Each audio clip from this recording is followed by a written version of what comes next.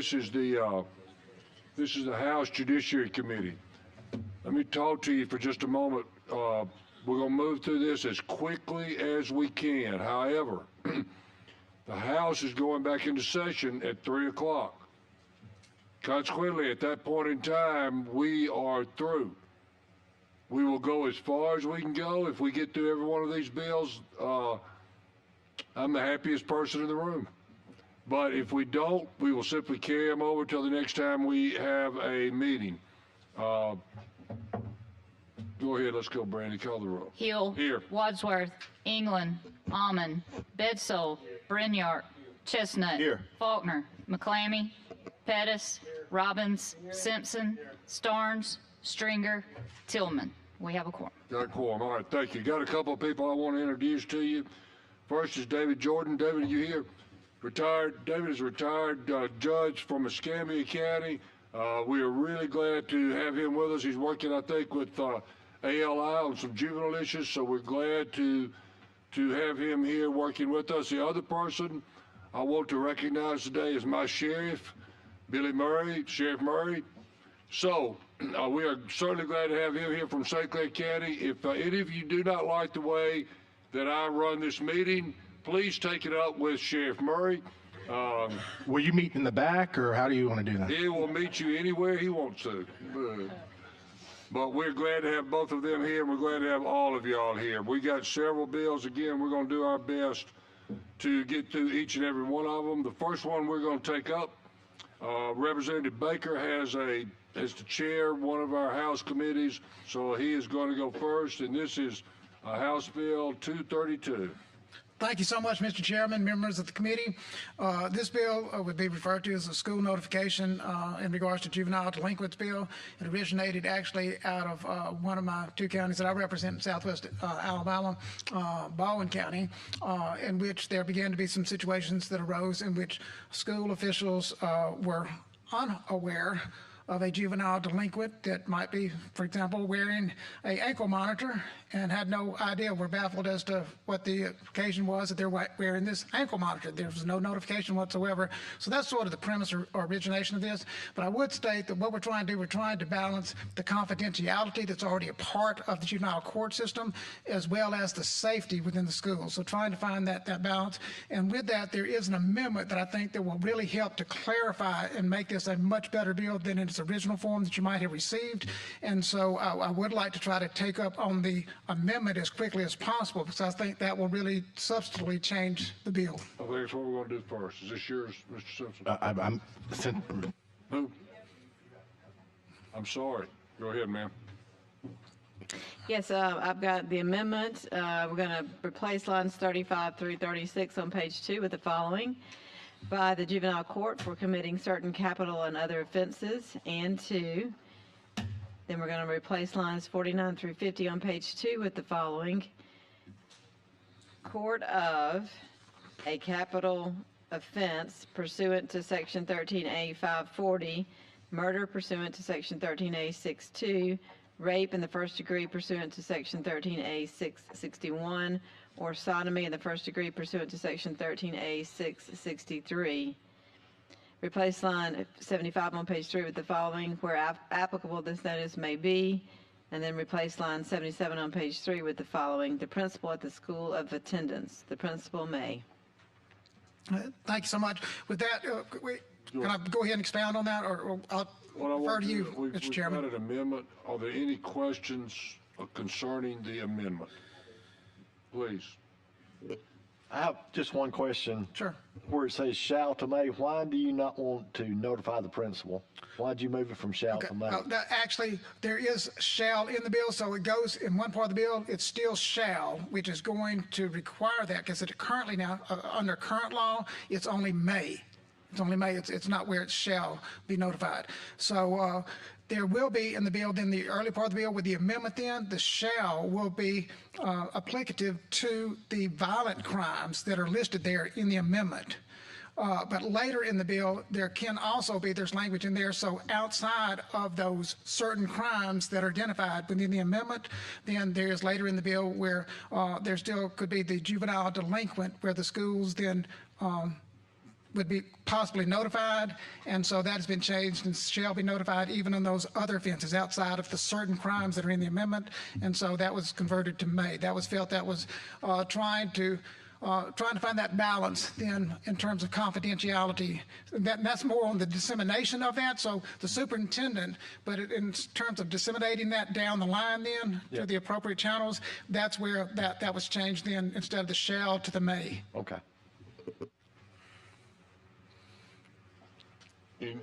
Any other questions? Okay, do I have a motion to adopt this? You made, Ms. Alman, I assume, made the motion, we adopt the amendment. Is there a second? Second. Thanks. Are there any other questions or comments concerning the amendment? Okay, all in favor of adopting the amendment, please say aye. Any opposed? Okay, Mr. Baker, your bill is back to you as amended. Thank you so much, Mr. Chairman. With that, then, what this bill is doing is making a requirement. Under current law, it's only a may for notifying school officials.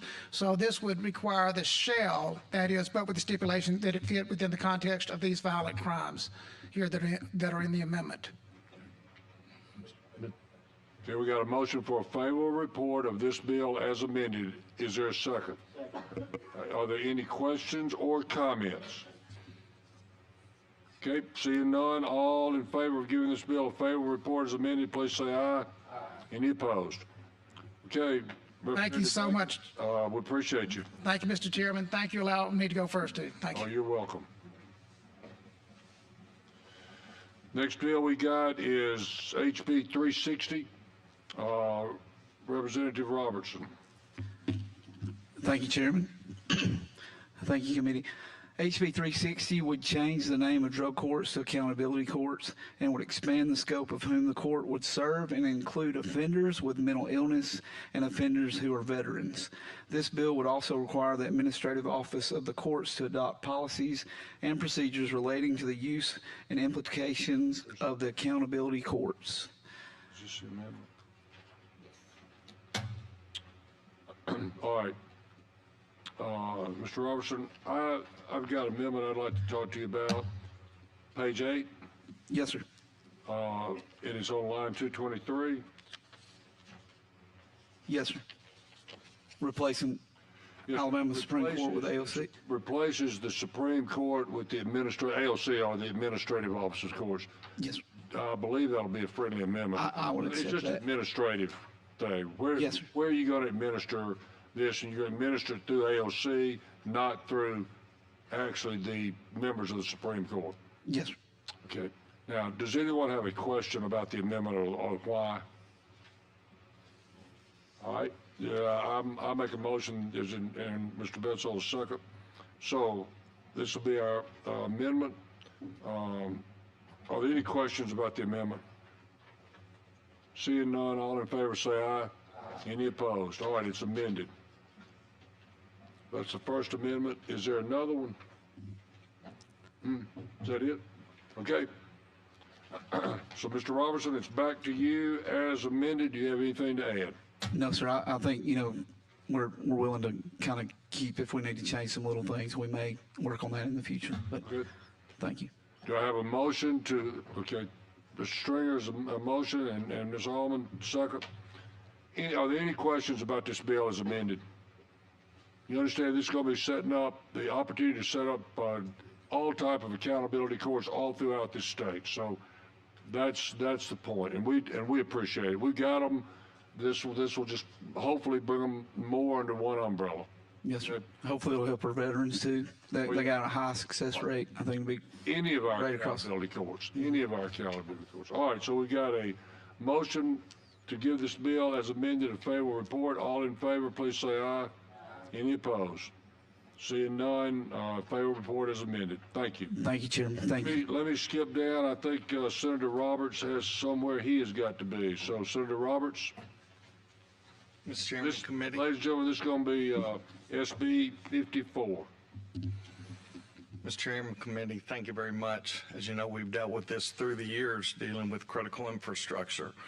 We are adding two new items to that, and that would be our cable providers is what we're adding. Then we're adding defense contractors and pulp and paper. So we're adding a total of 3.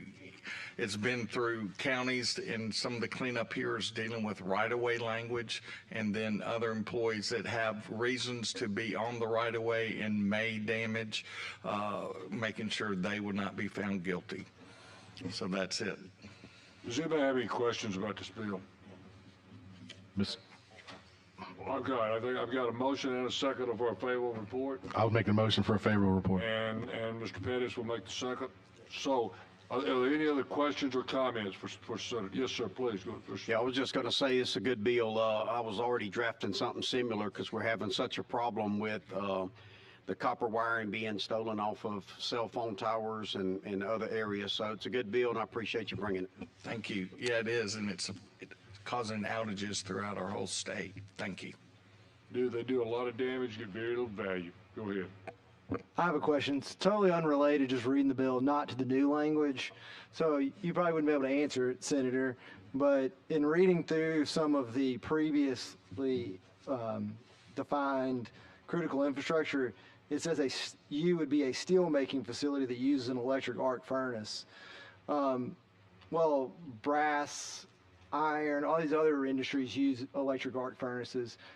Would you be open to a quick amendment that just deletes steel making and just says a facility that uses an electric arc furnace? That way it would encompass all of our base metals that are made in the state.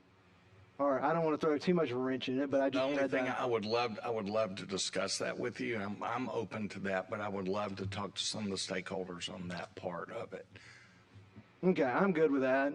We can reach out to some of We those. can, we can do a floor amendment. If you were going to do a floor amendment on that, it would be that simple, right? Right, all it would Yeah. be is say, because reading it, it just made me think, well, why would we only provide that for steel making and not any of our other critical, we have a lot of critical Totally understood. metals made in the state. All right, and no Totally problem. understand. As long as the amendment on the floor would be pretty much to the point.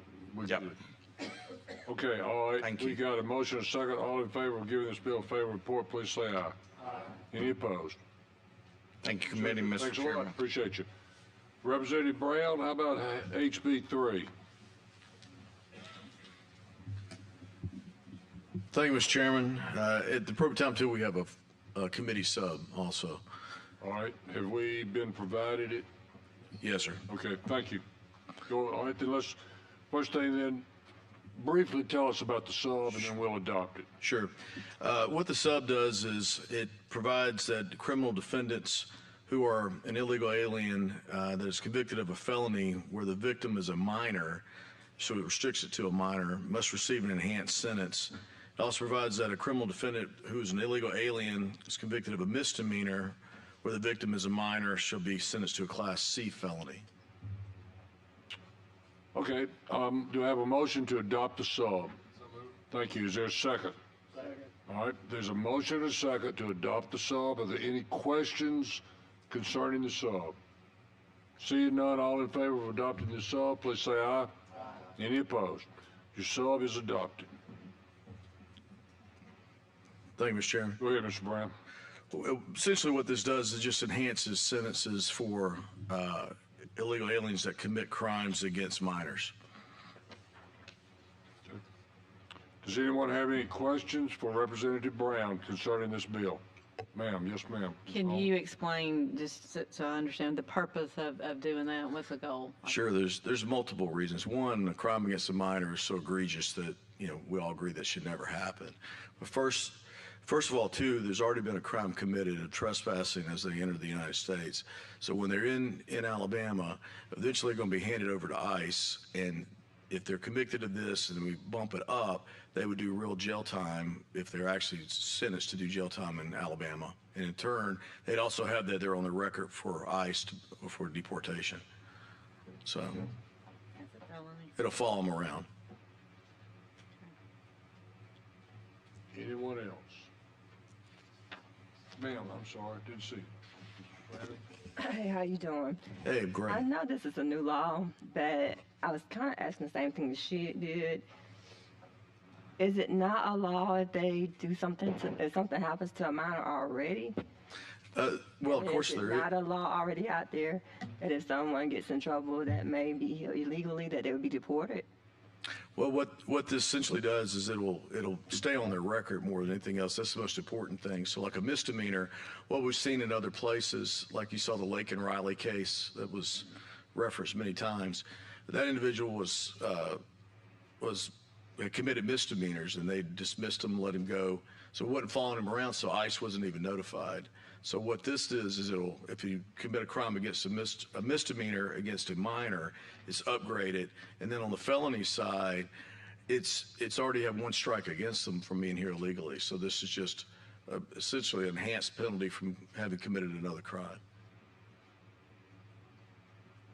Telling me that currently ICE is not notified when someone is here illegally. Well, depends on the administration. Currently, my understanding is they are notified, and I would love for ICE to do that. But what I'm talking about is on the misdemeanor side. On the misdemeanor side, ICE is not always notified. Okay, last question. So if they're here illegally and they go downtown and they say, hey, you're here illegally, they're just gonna let them go? Is that how that works now? Right now? Yeah. Well, I don't know about today, but historically, that's been the case many times. So.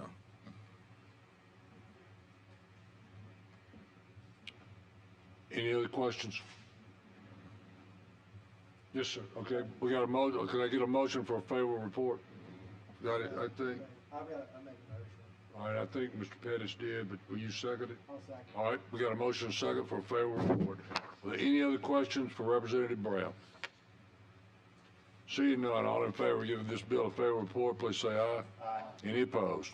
Thanks, sir. That is as substituted. Yes, sir. As substituted. Thank you, Mr. Chairman. Thank you, members. You know, I forgot one thing. Representative Strahagen, you got your daughter with you? How about standing up and introduce her, will you? She was at our meeting. We're certainly glad to have her with us. My daughter, Colin Strahagen, she's a sister at Arthur Media School. Our intern for the college.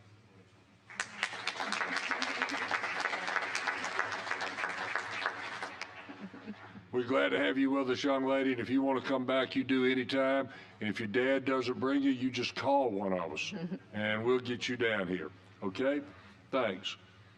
Senator Singleton, are you here? Okay, please, go ahead then. Thank you, Mr. Chairman. Real simple, this is just a technical fix to a bill that was passed in the 2024 session. It's a Good Samaritan law. There's things called Community Emergency Response Teams, or CERT. The bill referenced FEMA provided training that they have to go through to qualify for certain funding. It's actually not provided by FEMA, but it is FEMA recognized CERT training, and so this just makes a technical change to make sure they're still eligible for the protection and the funding.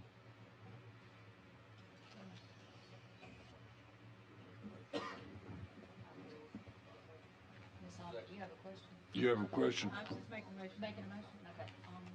Ms. Almond, go ahead. She made a motion. I'm sorry, I was listening to Mr. Faulkner, which has gotten me in trouble so many times over the years. All right, we got, who seconded it? We got a motion and a second? Did you second it? That'll work. That'll work. All right. We got a motion and a second to give this bill a favorable report. Is there any other comments? All in favor, please say aye. Any opposed? Good job, Senator Singleton. You did a good job. Is Senator Chambliss here? You doing? Okay, go ahead. Yes, sir. I'm here on behalf of Senator Chambliss. What we have here is a part of Senate Bill 115 is part of the Safe Alabama package, and what it does is it simply adds additional conditions to the impersonating a police officer code that's located in 8-10-11. And what it does, it adds people that are impersonating a police officer in official capacity where they're actually hired and they know that they're not eligible, or also where an employer hires an officer knowing that he's not eligible under post criteria, or there's some other reason that he has been decertified. Going back into my career, I know that in small agencies, sometimes it's hard to find personnel, and what would happen, and it's not really legal to do that nowadays, but what would happen is a chief that couldn't find help would hire somebody that may not qualify, carry him until the academy was required, then terminate him and then hire him back a little bit later. And so there are various types of arrangements where these happen. What this would do, it would prescribe punishments for the person that's working as an officer if they're disqualified or they're not qualified, and it would also provide for the same punishment for an administrator that hires that person. Thank you. Any questions concerning this? All right, I will accept a motion for a favorable report. Thank you. And a second we have. Is there any other comment or question? All in favor, please say aye. Any opposed? Thank you, Committee. Tell Senator Chairman she did a great job, and he gets a favorable report, Mr. Bolton. Appreciate it.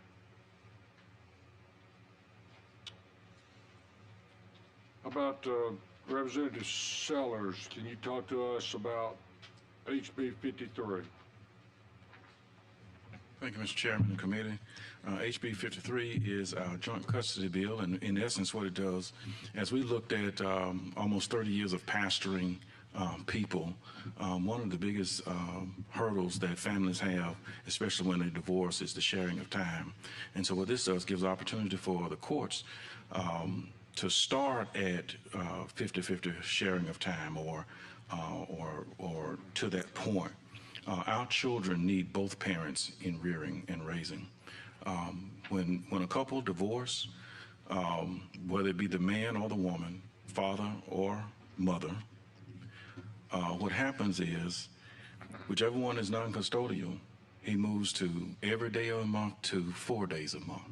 It's important that the children need every day or as much time with both parents in their rearing and their raising. And so this gives an opportunity to do that.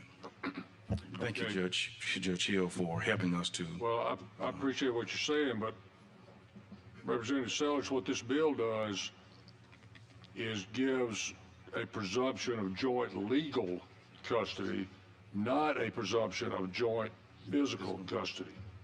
So let's look at, if we could, I want y'all to look at the bill, and if we need to, we can carry this one over. But what this bill does is it creates a presumption. The substitute bill creates a presumption that parents will have joint legal custody, meaning access to school records, medical records, the encouragement to shared decision-making process. But what this bill also does, as far as time, it provides that there is the child will have frequent and continuing contact and substantial parenting time with both parents. So it does not create a presumption of a 50-50 shared custody time, but rather a joint legal custody that would entail the ability of the parents to communicate with one another and get the various records.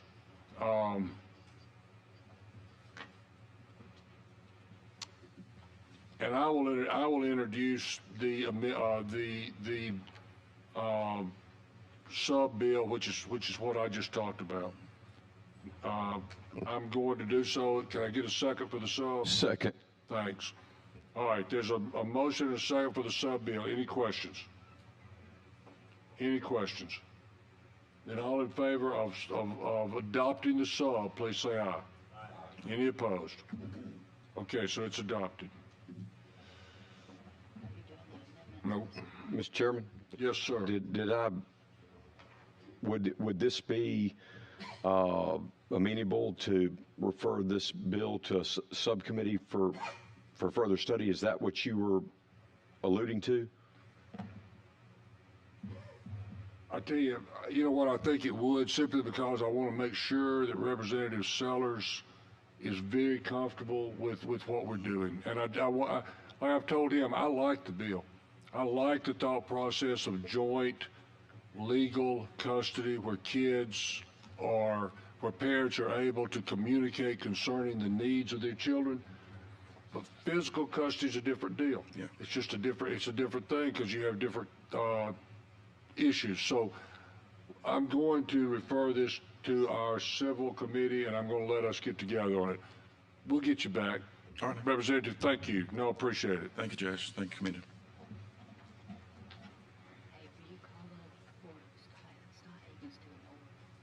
Okay. Leader Strahagan, are you going to do Senator Orr's bill, please?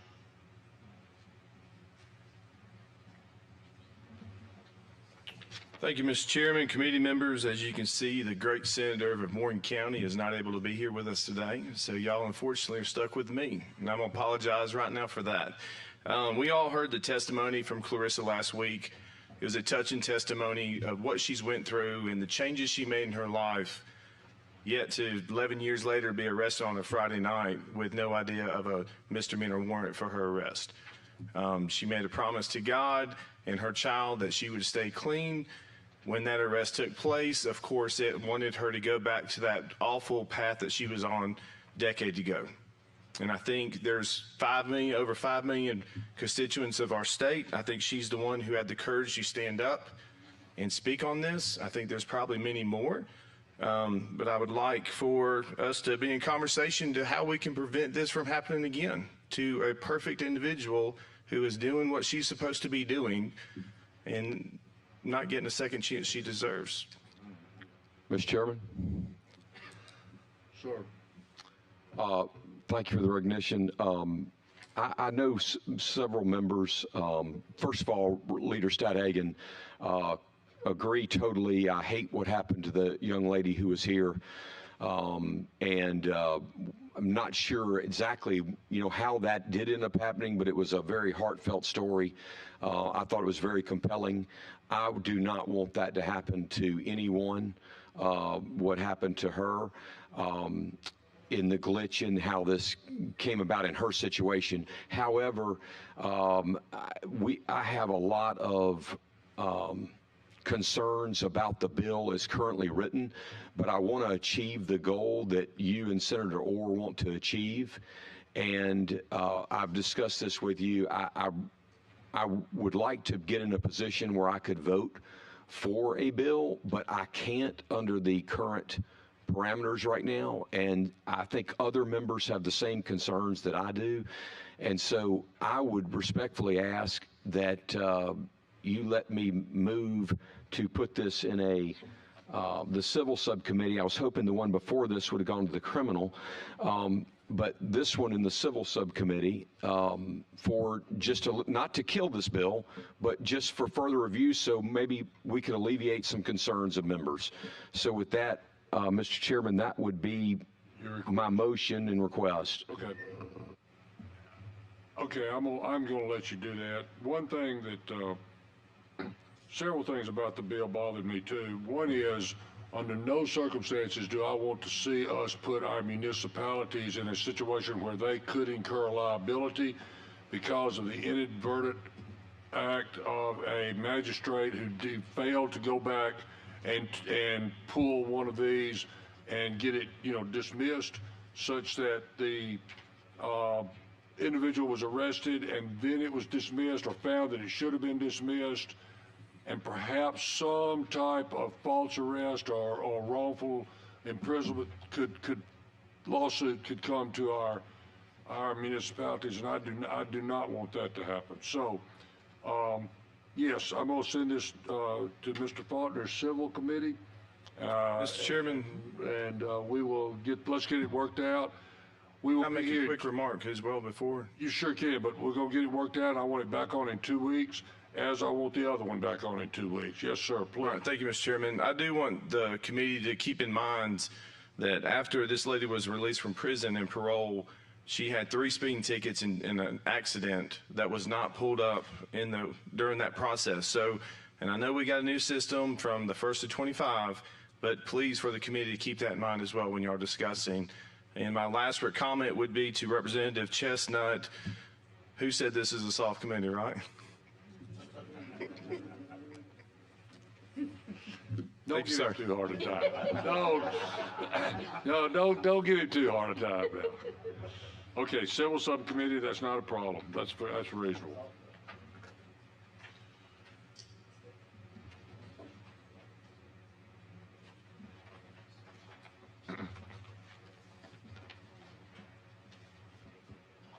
How about Representative Woods? How about 356?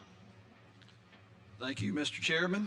Thank you, committee members, for letting me present HB 356 today. This bill amends our current terrorist threat law to create more consequences for those who make terrorist threats in the first or second degree.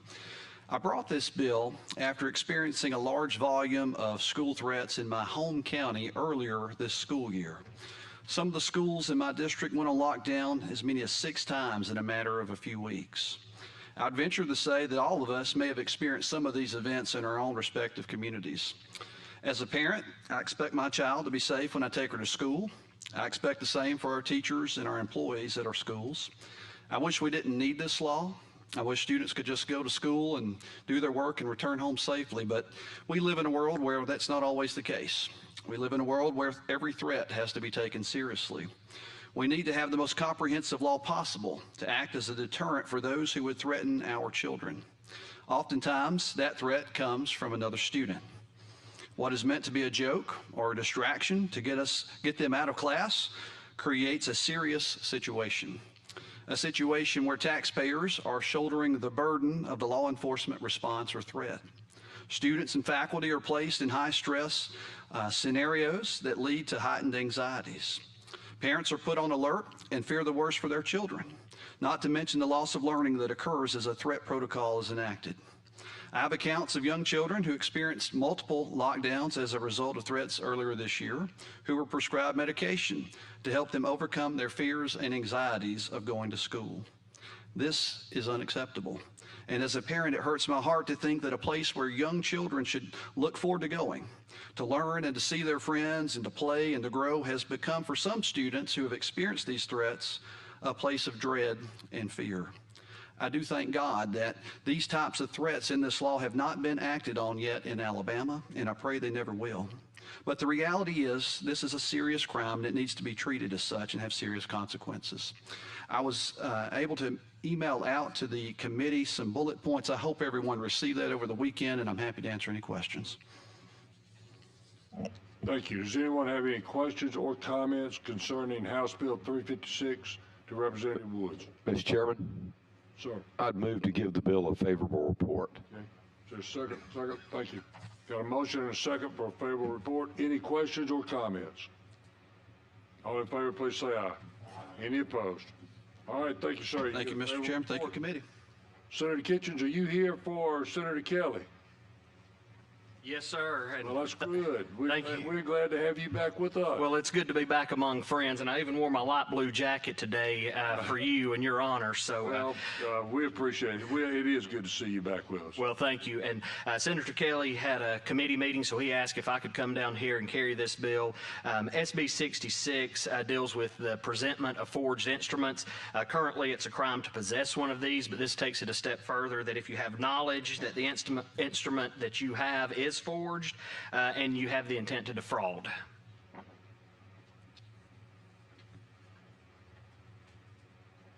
Okay.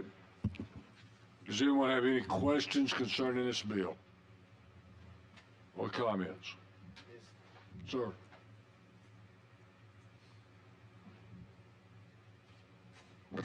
The possession of a forged instrument, is that a Class D as well?